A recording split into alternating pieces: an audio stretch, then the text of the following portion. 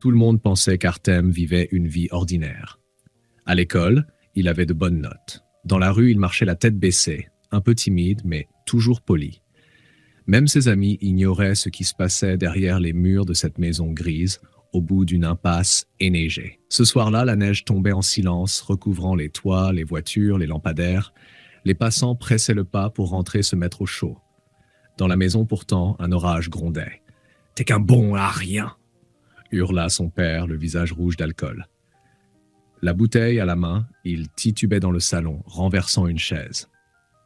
Artem, 14 ans, était figé près de la porte. Dans un coin, sa mère fixait le sol, les mains crispées sur son tablier, elle n'avait pas dit un mot. « Prends tes affaires et dégage !» gronda l'homme en saisissant le sac à dos du garçon. Il ouvrit la porte, balança les maigres possessions d'Artem dans la neige et claqua la porte si fort que le cadre en vibra.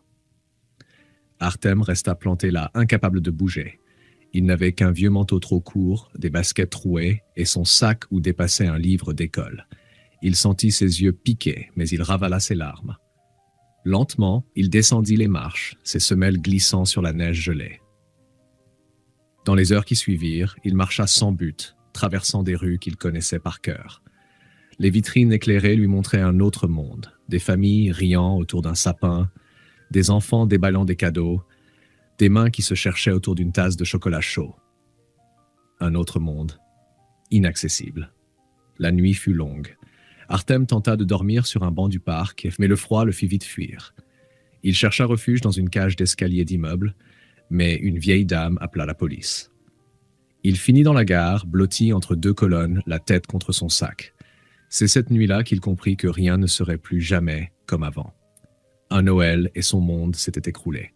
Mais au cœur de la nuit, alors qu'il grelottait, il leva les yeux. La neige tombait doucement sous les lampadaires, presque belle. Une pensée étrange le traversa. Peut-être que je peux survivre. Peut-être que je peux être plus fort que ça. Et sans le savoir, à cet instant précis, Artem commença à se battre. Les jours avaient défilé après cette nuit blanche. Artem s'était transformé en ombre. Il apprenait à survivre. Où trouver une boulangerie qui jetait ses invendus, quelle cave restait ouverte la nuit, comment disparaître quand la police patrouillait. Il avait 15 ans quand son visage se creusa, que ses mains devinrent calleuses et que ses yeux, autrefois rieurs, se vidèrent de leur éclat. Un soir de février, à bout de force, il s'écroula derrière la gare, sous un abribus. La neige fondait sur son front brûlant.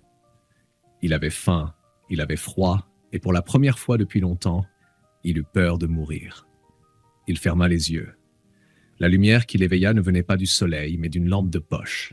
« Hé, gamin, tu vas bien ?» C'était une femme, émitouflée dans un manteau épais, accompagnée d'un homme aux bras chargés de couverture. Artem, trop faible pour répondre, sentit juste qu'on le soulevait doucement, qu'on l'enveloppait dans une chaleur inconnue. Il se réveilla le lendemain dans un lit. Pas un lit d'hôpital, non. Un vieux lit grinçant dans un dortoir aux murs tapissés de dessins d'enfants. Au pied de son lit, une assiette de soupe tiède et un morceau de pain. Autour de lui, des rires, des murmures, des pas légers. Il était dans un refuge. Les premières semaines furent dures. Artem ne parlait pas, regardait toujours la porte, prêt à fuir. Mais peu à peu, il baissa la garde. Il apprit les prénoms des autres enfants, accepta un pull trop grand, goûta à des repas simples mais réconfortants. Et un jour, alors qu'il errait dans le couloir, il entra dans la petite bibliothèque du foyer. Les étagères pliaient sous des livres abîmés, cornés, sentant le vieux papier. Artem s'empara d'un volume au hasard, Les Misérables. Il commença à lire, et il ne s'arrêta plus. Chaque soir, après les repas, il dévorait des histoires. Il découvrit Hugo, Dostoïevski, Steinbeck, Zola. Les héros malmenés par la vie, les injustices criantes, les luttes silencieuses résonnaient en lui comme des échos familiers. Les livres devinrent son armure, son refuge, sa revanche. Un soir, alors qu'il rangeait un livre sur l'étagère, l'éducateur du foyer s'approcha. « Tu as déjà pensé à ce que tu voudrais faire plus tard ?» demanda-t-il. Artem hésita, puis il murmura « Avocat, pour défendre ceux qu'on écrase. » L'éducateur le fixa un instant, puis hocha la tête. « Alors, il va falloir bosser, mon grand. » Et Artem se mit au travail. Il rattrapa les cours manqués, étudia jusque tard dans la nuit, se battant contre ses lacunes comme contre des ennemis invisibles. À 18 ans, le jour de son anniversaire, Il quitta le refuge, une valise à la main, une lettre d'admission à la faculté de droit dans la poche. Il savait que le chemin serait long. Mais cette fois, il n'était plus seul. Il avait les mots des livres, le soutien discret des bénévoles et une détermination à toute épreuve. La rue ne l'avait pas détruit. Elle l'avait forgé. La faculté de droit fut pour Artem un monde nouveau, à la fois fascinant et brutal. Dans les amphithéâtres bondés, entouré d'étudiants bien habillés, il se sentait parfois comme un imposteur. Il n'avait pas leur code, ni leurs parents derrière lui pour l'aider. Mais il avait autre chose. La fin de réussir, celle qu'on forge dans la douleur. Il suivait les cours avec une attention féroce, prenait des notes avec application, passait ses nuits à réviser.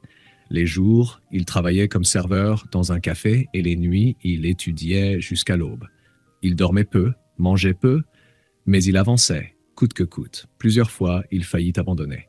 Quand il échoua à un examen, quand il fut accusé à tort d'avoir volé un sac dans la salle de lecture et blanchi seulement grâce à une caméra, quand il dut passer l'hiver dans une chambre glaciale faute de chauffage. Mais à chaque fois, il pensait aux enfants du foyer, à ceux qu'il avait aidés, à ce qu'il s'était promis, ne jamais trahir ce combat. À 26 ans, diplôme en poche, Artem ouvrit son cabinet. Rien d'impressionnant. Une petite pièce au fond d'une cour, un bureau d'occasion, une étagère bancale. Mais pour lui, c'était un palais.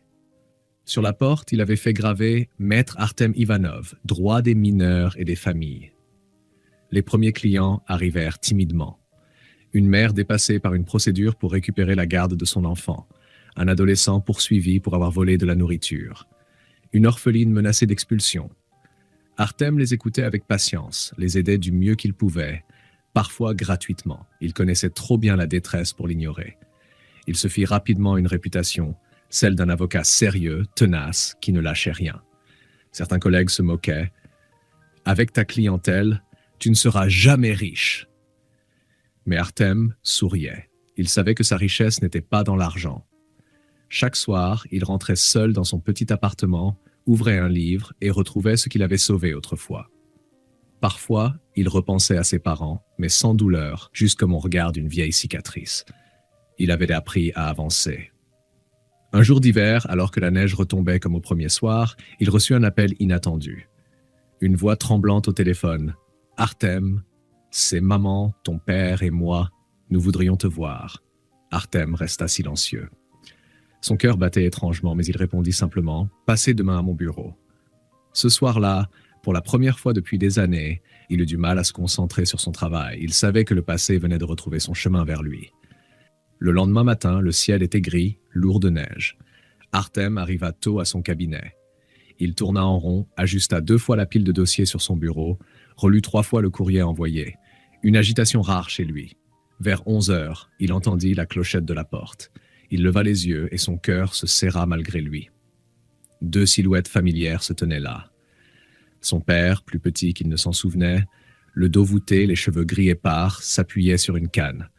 À son bras, sa mère, maigre, la peau marquée, le regard fuyant. Ils hésitèrent un instant sur le seuil, comme si le simple fait de poser le pied dans ce bureau était déjà une victoire arrachée à leur fierté. « Artem !» commença le père, d'une voix grave et tremblante. « Nous ne savions pas ce que nous faisions, dit-il en fixant le sol. On était perdus. Pardonne-nous. Donne-nous une chance. » Artem se leva lentement. Il les observa qu'on observe un paysage qu'on n'a pas vu depuis longtemps, mais qui ne nous ressemble plus. Il chercha au fond de lui un éclat de colère, une étincelle de chagrin, un reste d'amour. Rien. Il vit juste 2 êtres fatigués, 2 fantômes du passé, 2 absents revenus trop tard. Il pensa aux nuits dans le froid, aux repas sautés, aux heures passées à se reconstruire morceau par morceau. Puis il pensa aux enfants qu'il aidait aujourd'hui, à ceux qu'il refusait de laisser sombrer. Calmement, il prit une profonde inspiration. « Vous arrivez trop tard, dit-il d'une voix douce mais ferme. » Le père leva des yeux humides, prêt à supplier. Mais Artem secoua doucement la tête. « Ce Noël-là, vous m'avez perdu. Ah, je ne veux pas retourner là où il n'y avait pas de place pour moi. » Il s'avança, ouvrit la porte et les regarda franchir le seuil. Sa mère fit un pas hésitant, voulut dire quelque chose, mais le père posa une main sur son bras. Ensemble, ils sortirent sous la neige, leurs silhouettes bientôt floues dans le rideau blanc. Artem referma la porte sans fracas. Il s'adossa un instant au bois, yeux fermés. Puis il retourna à son bureau, ouvrit un dossier et se remit au travail. Ce soir-là, en rentrant chez lui, il passa devant un parc. Il s'arrêta, regarda les bancs recouverts de neige, entendit les cris joyeux d'enfants qui jouaient. Un sourire imperceptible passa sur son visage. Il savait désormais que la famille n'était pas toujours celle qui vous donne la vie, mais celle qu'on construit, celle qui reste. Et lui, Artem, avait choisi la sienne. Quelle histoire bouleversante. Chers amis, si ce récit vous a touché, n'oubliez pas de laisser un petit j'aime et de vous abonner à la chaîne. De nombreuses autres histoires inspirantes vous attendent bientôt.